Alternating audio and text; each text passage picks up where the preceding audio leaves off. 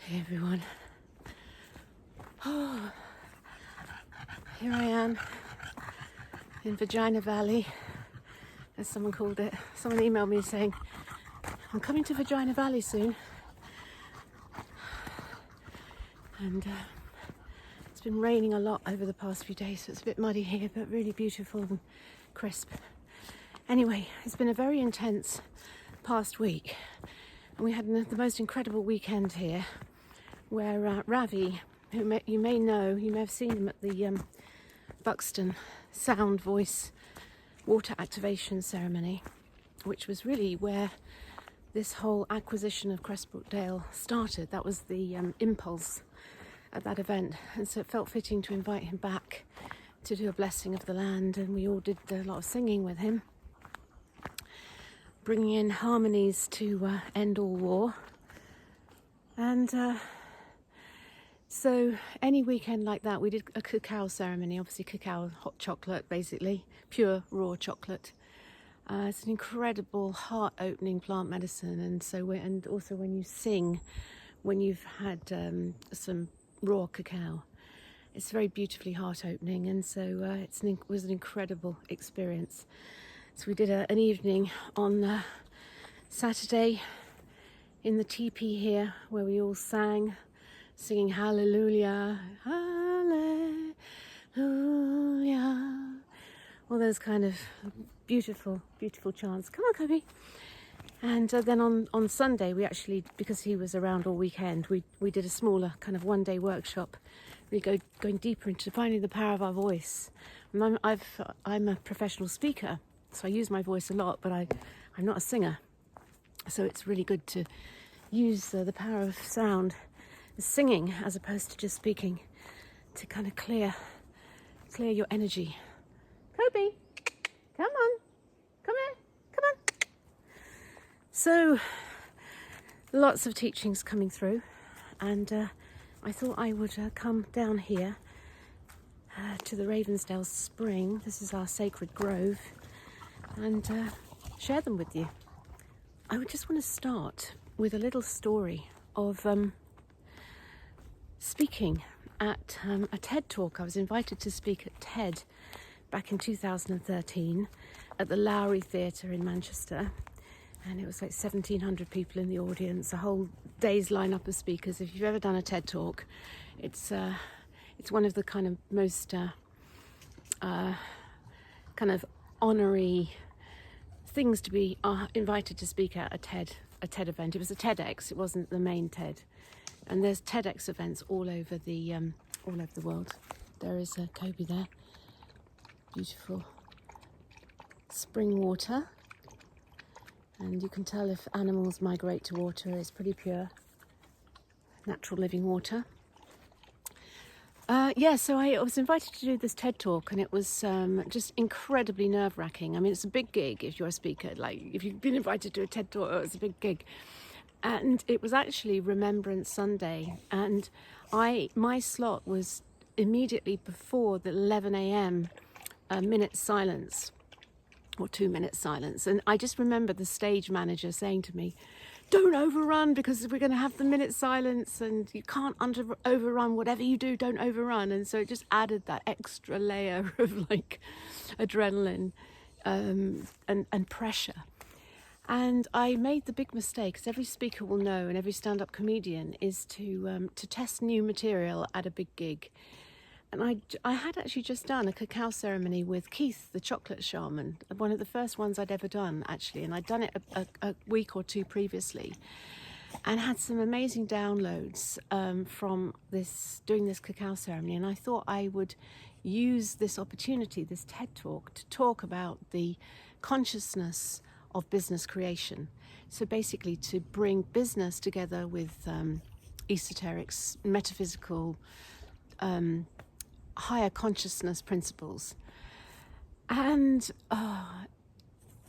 just to cut a very long story short, it was an absolute disaster. I was awful. I felt I was awful. I mean, as a speaker, you kind of know when you've done a good gig. And it was just dreadful. And I think I came off way before the end of my 17-minute slot. And it was just one of those moments where you just want to go home, crawl under the duvet with shame and sort of embarrassment. And actually, if you search for that TED Talk now, you won't find it. I think they've actually deleted it. I think the people who, bad speakers, kind of, you get deleted from the TED Talk. So you just have to trust that I did actually speak that day. Anyway, so I then checked into Twitter. I was very big on Twitter at that time, and there was a hashtag TEDx Manchester, so you could follow the Twitter stream really easily. And I checked into the Twitter stream, and it was just all of these really nasty tweets of abusive, like slagging me off and trolling me, and it was just awful. And like just pseudo-scientific claptrap, and how dare she break TED rules. There are rules of TED Talks that you're not allowed to talk about, blah, blah, blah, and anything that isn't scientific, you're not allowed according to the TED rules, and blah, blah, blah. Anyway, a few speakers later, and I did actually stay for this because I wanted to watch him. A few speakers later was the Scary Guy. Now, the Scary Guy is an international peace warrior. That's what he calls himself. And he's kind of a very heavily tattooed kind of former Hell's Angel who had an epiphany and saw the light and now teaches peace. So, and he lived in that gangland world of violence and war and conflict and warring factions. And out of that, he made it his mission to really understand about conflict and how to collapse conflict and how to create peace. And it was so amazing. I mean, I was just like blown away because he just came on stage. And this is a true master speaker. To be able to pivot your pre-prepared talk to tune in to the energy of the room. And he just came on stage and he basically said that, he said, war, yes, war. And I forget where the war was going on in the world at that time. I mean, obviously the media cameras at the moment are pointing at Ukraine and Russia. And then, but at that time, I think they were probably pointing at somewhere like Syria or Afghanistan or Libya or one of those places. There's always somewhere that the media are pointing their camera. There's war over there. And he came on stage, Scary Guy, and he basically said, oh yeah, everyone wants peace in the world, and everyone wants to stop the war, and they want to stop the war in Syria, and let's campaign to stop the war in Syria. But actually, the war is going on right here, right now, in this room. And this war is about every abusive tweet. It's about every time you disrespect someone else, every time you troll someone, every time you slag someone off who's trying to do their best. And he basically admonished the entire audience for these tweets. And I followed that timeline, that Twitter timeline, for the rest of the day. I checked into it. And from that moment, there was not one single abusive tweet, either about me or any other speaker. It was utterly magical what he did that day.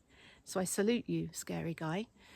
So I just wanted to talk about this subject of war and peace. And I'm at 8 minutes 50, and this video cannot be any more than 20 minutes because I have to get back home. And my alarm will go off, and there's some people coming. Anyway, so let's talk a little bit about war and peace. And I may just slightly wander down here. Kobe, Cobes, Kobe, Kobe.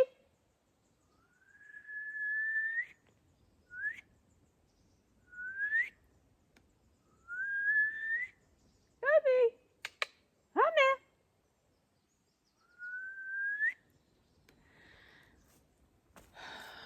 Let me find somewhere to sit, because actually I normally do walkie-talkies, but actually it's quite good to actually find a bit of stillness and to not be on the move to do this little bit, this next segment.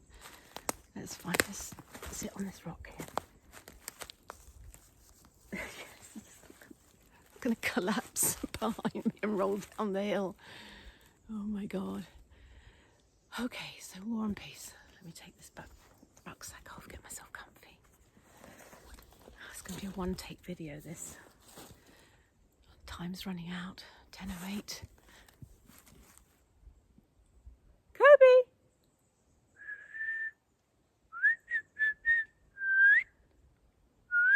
Kirby! Kirby! Oh, thank you. Oh, good. That's great. Thank you.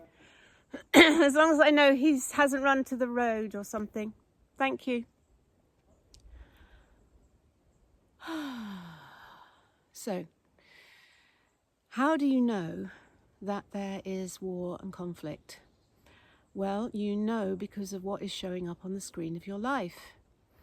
So, if you're in a beautiful place of peace and harmony, sitting here in the forest, all is well, all is still, everything is calm, you know you're at peace. Whereas if shit is happening, then you know there's conflict and there's war. It's as simple as that. There's a disturbance in the grid, which is why good shamans, like trackers in the jungle, they're looking for signs of disturbance, signs of like tigers and disturbances in the grid. So basically, when everything is at peace, there's harmonic resonance, and when there's war and conflict, there's dissonance. So one of the classic ways to spot when there's conflict is when you have what's called a Cartman drama triangle playing out, which is any time you have a persecutor, a victim, and someone trying to rescue. It's called a Cartman drama triangle. And you may know I've done 4 years of professional training in trauma healing, so I've gone quite deep into this whole issue of trauma.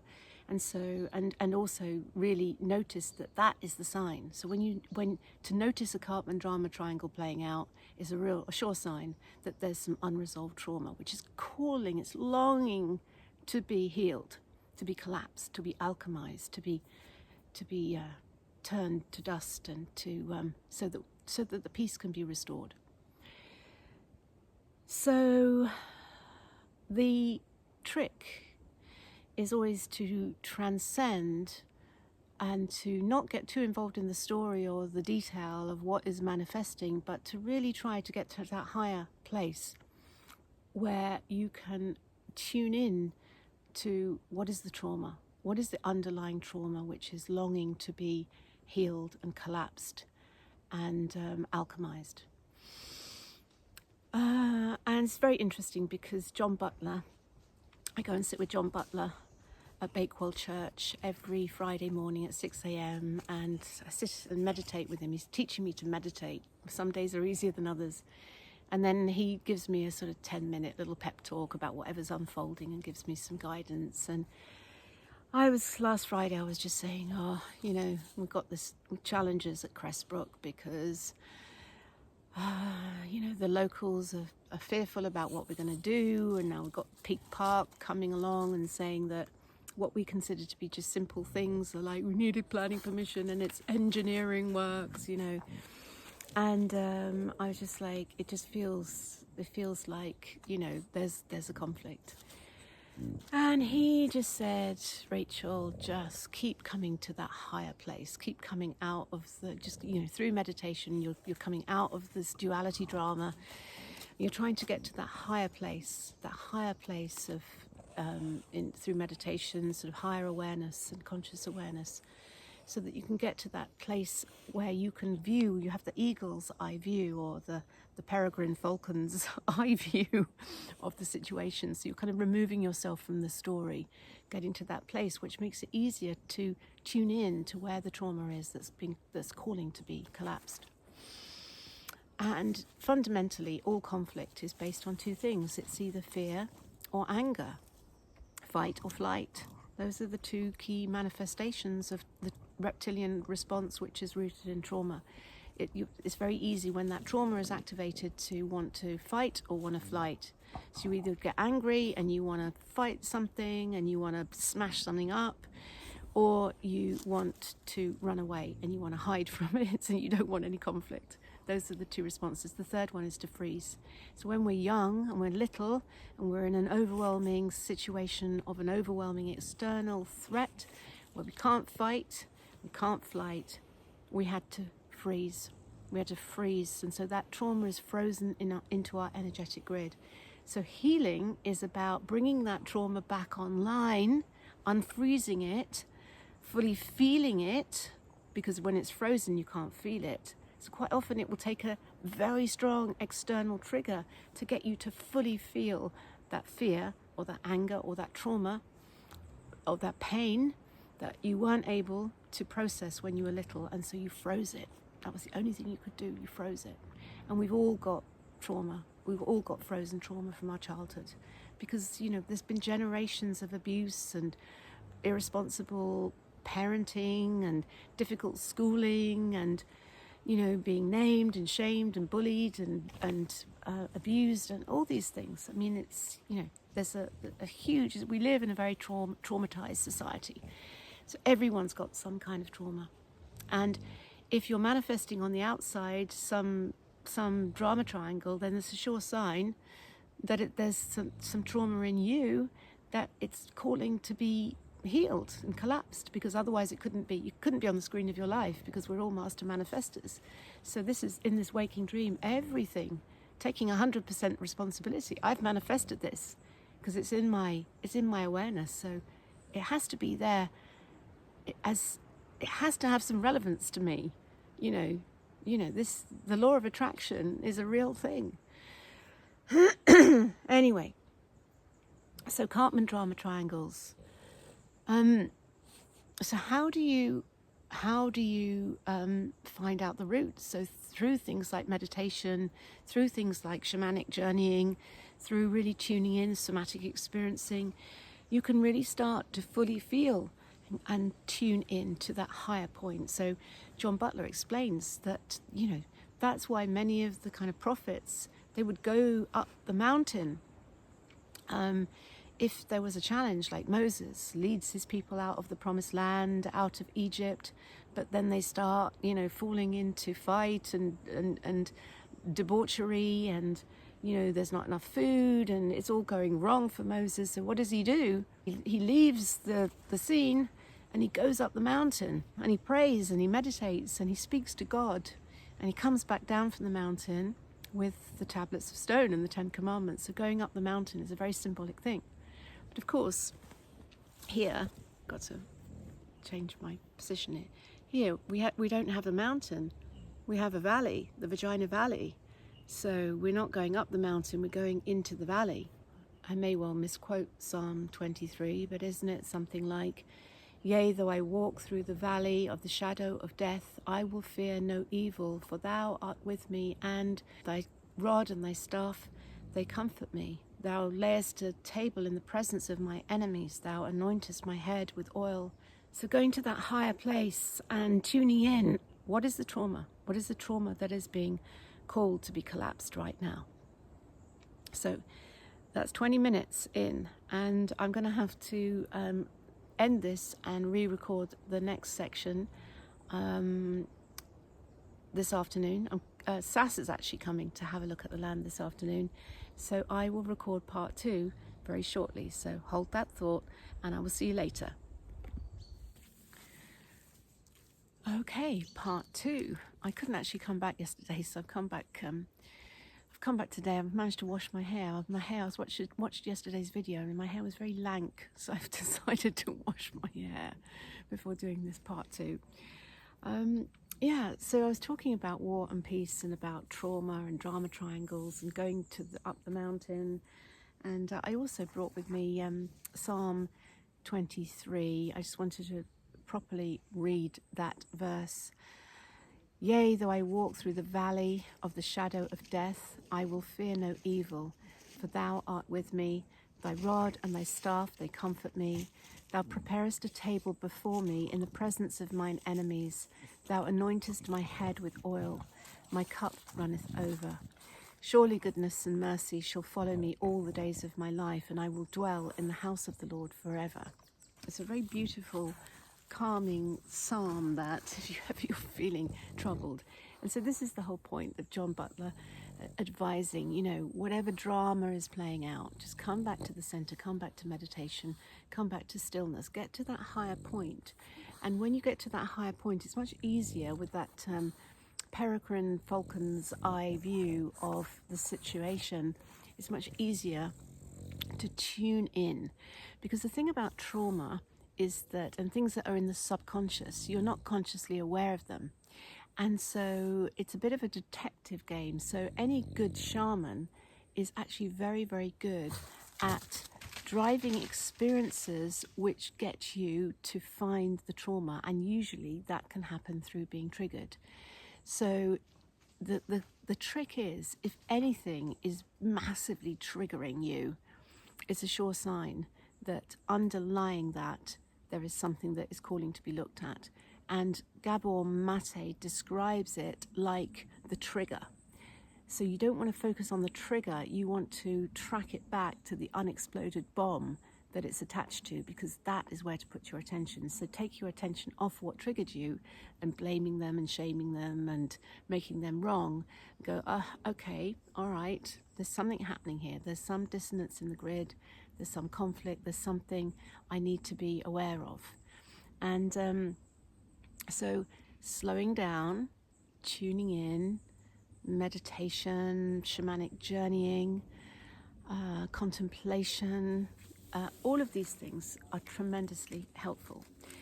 You're also always looking for clues as well, paying attention to clues. And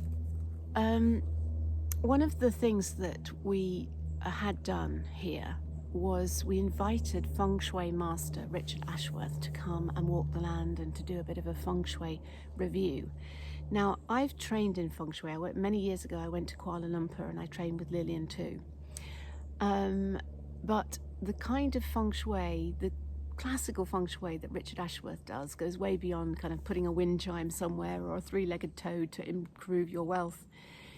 True Feng Shui is all about how energy moves through land. Feng Shui means wind and water. So qi, you're looking at qi and how to harness the qi, and whether the qi is running too fast, or whether it's not healthy qi, so like sha qi as opposed to sheng qi. Sheng qi is benevolent qi, and sha qi is cutting qi like a knife.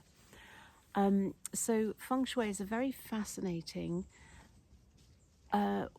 way of looking at land and understanding how energy moves through land, and also how the time-space reality ties in. So we invited Richard Ashworth to come and walk the land, and I think it was on Friday night or Saturday night, as everything was kicking off last weekend, and we did this amazing blessing, cacao ceremony blessing of the land. Ravi came and did that, and we did some singing. It was very, very beautiful, but there was also a lot of disturbance in the grid because of the locals and all sorts of things, and some damage had been done to the property, and so there was a lot of energy flying around. It was quite intense. So I got this report, and really fascinating to have a few revelations about what we've manifested here, because the fundamental thing about Feng Shui is that whatever land or home you find yourself in, you've attracted that in. It's like an external mirror of the inner planes of you. So your home is a mirror of the inner planes. So as a Feng Shui consultant, when you go to someone's home, it's like you're looking at the whole of their world, and that is an external mirror of what is going on for them internally. So by looking at someone's home or their land or the house, their apartment, their office, their shop, you can read a lot into what's going on energetically. And also you can really see what is blocked and what needs to be shifted and healed and alchemized. And so these are all big clues. So the interesting thing, I just want to summarize. So if you're not interested in metaphysics and Feng Shui and you think it's a load of codswallop, then switch off this video now. But if you're interested in metaphysical things and esoteric principles, you will probably, well, hopefully, be fascinated by what I'm about to share. So the first thing to realize, the first penny to drop, is that this Vagina Valley runs in an exact north-south orientation. And if you head north to the very top of Cressbrook Dale, where it starts, you get to Peter's Stone. Now, when we first were talking about acquiring this land, someone sent me a message saying, you need to clear the energy at Peter's Stone because it was the scene of the last gibbeting in Derbyshire. I think in the UK, actually, maybe. Gibbeting is basically where they hang the dead body up in chains and they allow the birds to peck it free of flesh, and then the bones just remain hanging there as a sort of warning to any other would-be, criminals not to commit a crime. So it's a way of kind of publicly shaming. Well, I mean, the person's already hung, so they don't know much about it. But it's a way of deterrent. It's a deterrent, I guess. Like, don't be naughty, otherwise you might get hung and gibbeted, like that poor fella they eventually took the body down, apparently, because the bones were rattling in the wind and upsetting the villagers. So that lies to the north, Peter's Stone. And if you look on Google Earth, you will see it is like a little bit of a clitoris, actually, clitoris of land. And then you follow this north-south, the Vagina Valley, down to the other end where it meets the river, where it meets the River Wye. And that is where the original Richard Arkwright mill was built. And it was built in 1779, I think I've got that right. And then it was burnt down in 1785. So 6 years after it was built, it was burnt down, and then it was rebuilt. So just to talk about north-south orientation. Now, if you've ever been to Egypt, or Stonehenge, any temple, or this is a natural temple, but any man-made temple, you'll know that it's aligned to the north-south. The compass directions north, south, east, west, and those north, south, east, west directions coincide with the solstices and the equinoxes. So north is the winter solstice, south is the summer solstice, east is the spring equinox, and west is the autumn equinox. So this time, in time-space reality, the orientation of a building is super powerful.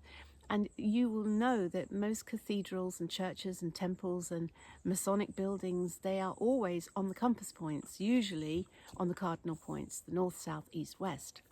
So this natural temple is exactly aligned to north-south. So if you go up north and you follow that line north, you will get to the North Pole. If you follow the line south, you will get to the South Pole. So essentially, we are sitting on the magnetic, we are aligned to the magnetic axis, the north-south poles of planet Earth. And what that means is that, and this is a natural temple, right? And we're in the vagina. What happens here in this microcosm can affect the macrocosm and is a reflection of the macrocosm. So it's a very, very fascinating alignment to have. So the other thing to realize when you look back at the cycles of time, because Feng Shui, or rather the Bazi, which is the 12 animals of the Chinese horoscope, zodiac, and the 5 elements. So you have water, wood, fire, earth, and metal. So there are 5 elements and there are 12 different animals, which is a 60-year cycle. So we're now in the water tiger year, 2022, which is equivalent kind of energy to 1962. So we're kind of going into the 1960s, a time of radical change, the whole hippie movement, the whole uprising against governments and the Vietnam War and people speaking out and flower power, all of that kind of thing. But if you take that cycle of 60 years back, this time also coincides with the time that Richard Arkwright came here, and it coincided with the Industrial Revolution. So when he came here, which was the equivalent of 2019, and when his mill was burnt down in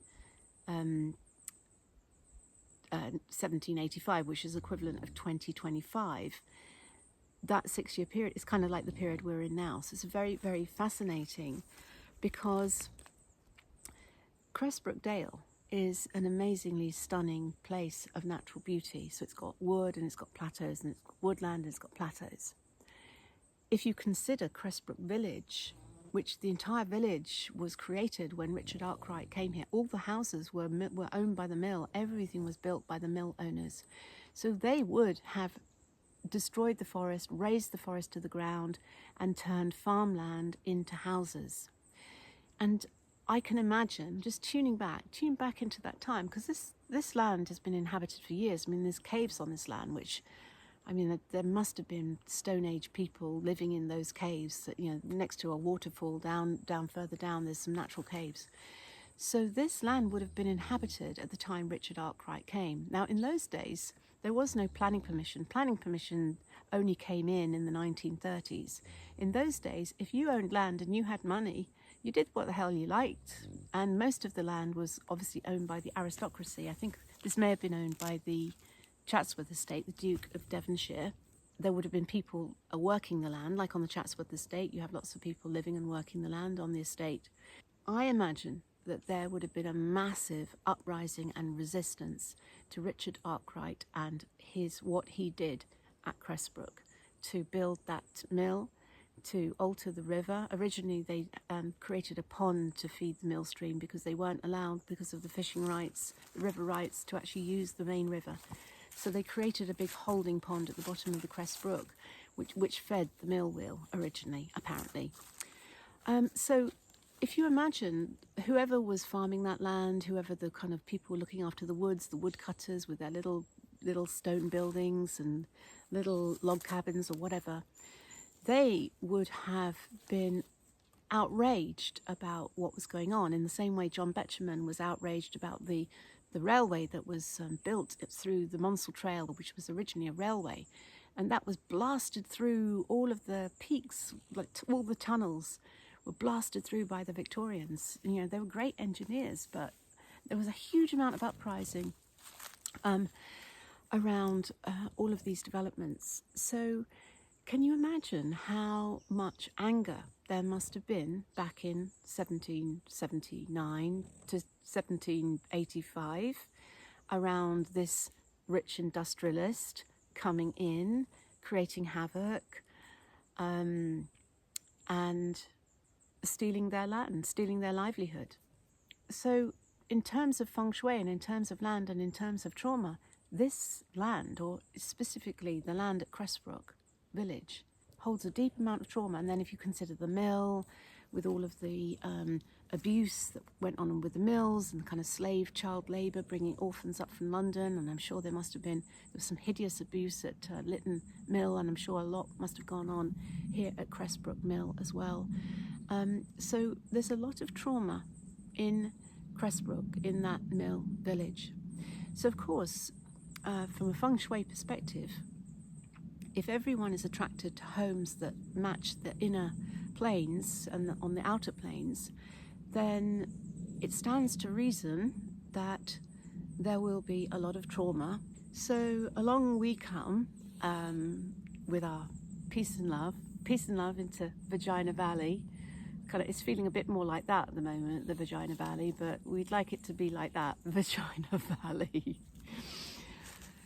So going back to the feng shui, so considering the going back to the north-south orientation, so in the bagua, in the feng shui bagua, what lies in the north? It's water, and what lies in the south is fire. And the first little thing we did here on the land many months ago, even before we acquired it, because we really just wanted to connect with the land and to work the land, we uncovered a limestone reservoir.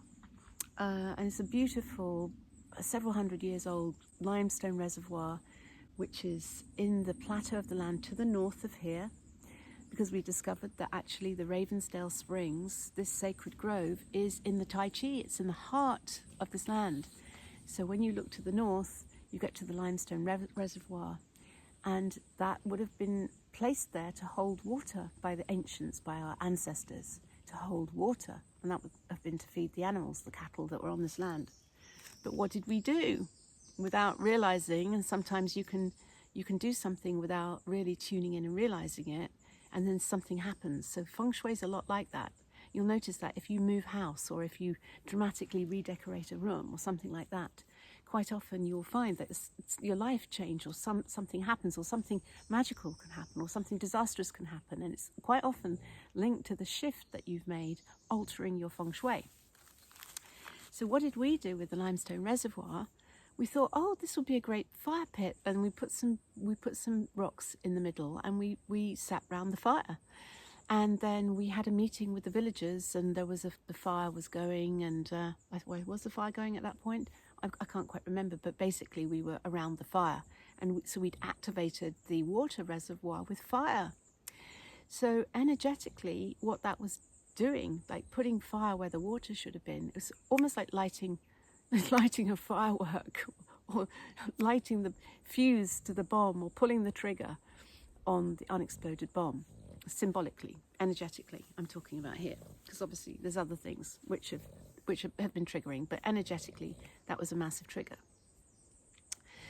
And then of course when you go to the south, what was in the south, that's where the fire was. That's where the mill burnt down, in the south, where the fire sits.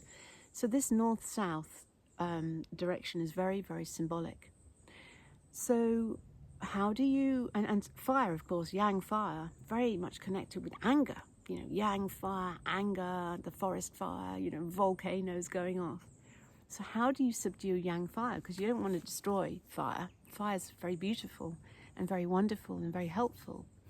However, if it's out of control, then it's unhelpful. So how do you subdue yang fire? You do it with yin water. So it's interesting that the Tai Chi of the land is here at the Ravensdale Spring, which is a sacred grove. Now, thinking back to the Buxton event, the Royal Crescent at Buxton, where we did that event, which is opposite St Anne's Well, that also was built on a sacred grove. And that was the sacred grove of the goddess Arnametia, who was the goddess of the water. And in those days, before religion, Christianity, in the ancient times, which were much more Gnostic, where people are much more in tune with nature, and they honoured the goddess. So it's very Gnostic. This is very much what John Lamb Lash talks about. They honoured the feminine. They honoured the divine feminine. They honoured the goddess. And a lot of the churches and cathedrals that now are around were actually built over the temples to the goddess. So like St Martin in the Fields in Trafalgar Square, we did an event there. And Kevin, who's an anthropologist, a shaman, who's also my co-director in Source, he did a bit of research, and he said, do you realize that this church was built on where the temple to Diana originally stood? So sacred groves are very powerful and very mystical, and they hold the energy of the goddess. And so the solution to our challenge is in the yin feminine. And this restoration of the yin feminine is a very interesting, is another very interesting thing to contemplate. Because I had a very strong vision of some of the guys, the co-owners, the guys in our community. I had a very strong vision of them as Knights Templar. And I said to them, I've really had a strong vision of you as Knights Templar. And so Simon, one of them, said, well, I've had a past life regression and I was a Knights Templar. And he said, look at the number plate on my van, KN. And it basically was it was close, not exact. Didn't exactly spell knight, but it was very, very synchronistically close to the word knight. So, so it's very powerful to piece these clues together, because of course after the crucifixion, Mary Magdalene fled the Holy Land and and went to the southwest of France, to Cathar country, and she was protected by the Knights Templar. So this is the whole thing about the rose line, and if you watch the Da Vinci Code and all that kind of thing. And of course, at the heart of our group is a pentacle of women, which we called ourselves the Phoenix Rose. Phoenix is fire, the rose line, the Magdalene, and there are 5 of us, which is the rose, the sacred geometry of the dance of Venus. So all these things, you're just like, oh, okay, so piecing this together. So, so the solution, the healing to this yang fire is to bring yin feminine, to bring the goddess energy, the mother. Listen with mother, listen to the mother. And we are in the vagina, we are in Mother Earth. We're not on the mountain reaching that masculine mountain. We are in the vagina. We're in the valley. We're in Mother Earth. So this is a medicine journey in a natural temple, a super powerful place for healing, a super powerful place to shift energy and to transform. I just want to share with you, we have an ethos in our community, and it was actually, we were going to do vision and values, and we thought, actually, I read this thing by Charles Eisenstein, and I said to the group, you know, you can't improve on this ethos, so I'm not going to read it all to you. So you can, if you want it, you let me know. But this is how this ends, this ethos that we have adopted. And if you don't know who Charles Eisenstein is, he's one of the most amazingly conscious, aware thought leaders, or even heart leaders, you'd probably call him, of our time. Definitely check out Charles Eisenstein if you have not come across him already. And this is what it says at the end. Progress. So he talks about progress. Progress means progress in peace, beauty, life, connection, and wisdom. In the built environment, we replace the modern landscape of cheapness with the kind of architectural wonders still remaining from before the 20th century. We replace industrial farms with a mosaic of gardens, food forests, and small ecological farms. We open the floodgates of alternative medicine, vitalizing what has been long suppressed and returning medicine to the people. In governance, progress means moving towards transparency and decentralization. In economics, progress takes us towards local, community-orientated, zero-waste economies in which money plays a much smaller role. We retool society with the goal of healing on every level, so that progress is to end the cycles of trauma and abuse that have kept humanity miserable. We develop all the forgotten sciences of geometry, vibration, light, mind, energy, and ceremony, learning how powerful we are in cooperation with, not opposition to, the intelligence of nature. So, very powerful little ethos there. So I get that we have been called here. This is a cosmic assignment, a slightly more tougher cosmic assignment than I originally expected it to be, but a cosmic assignment nonetheless. And of course, all things we want to shift out there are a mirror of what needs to be shifted in here.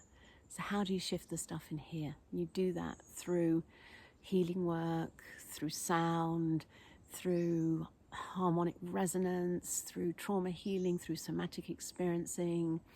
There are lots of different ways that you can clear that inner trauma, but the first most important thing is to shine the light of conscious awareness on the inner struggle, the inner challenges, the inner unresolved trauma, because in finding that, and I've had some amazing healing experiences already through this process, in finding that and shining the light of conscious awareness onto it, it loses its power and it can be dissolved and alchemized.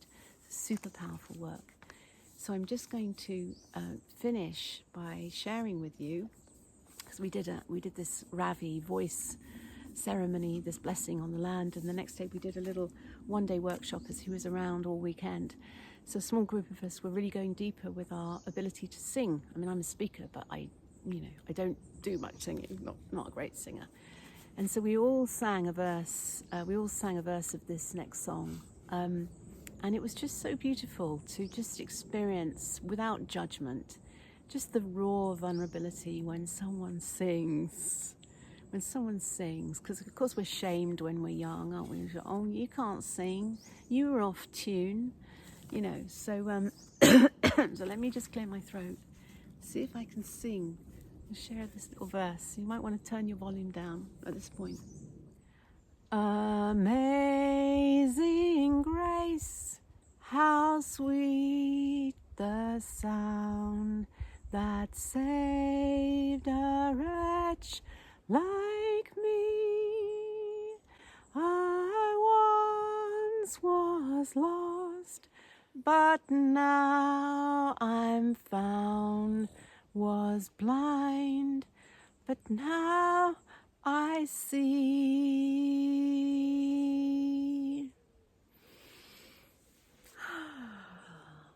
God bless you.